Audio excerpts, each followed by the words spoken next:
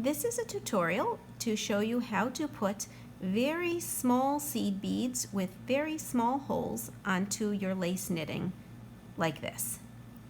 Now, the first thing to do is, before you get to the section of your project that requires beads, prepare a thin needle with a double strand of thread and string a number of beads. You don't need to string your whole project, just maybe 20 or 30 beads is a good number to work with.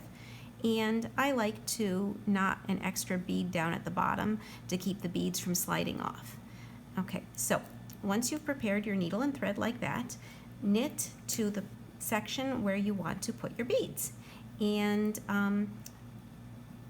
I want to put my bead on this stitch, so I'm not going to knit that stitch. I'm going to leave it on the left-hand needle, and I'm going to pick up my bead needle and take your bead needle and put it through the bottom of the stitch and pull it through like that, and pull it up until your beads are pretty close, and then just put the needle back through the first bead like that.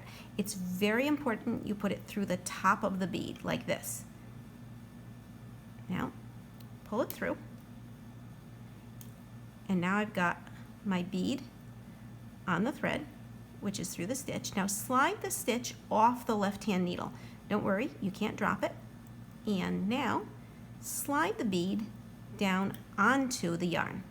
Pull it down pretty far down so you have a nice loop above the bead, and just put the stitch back onto the needle like that.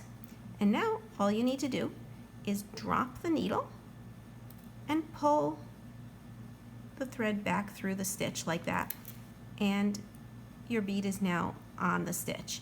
And you just need to knit the stitch like usual, or slip it if you prefer. And there you go, your bead is now on the stitch.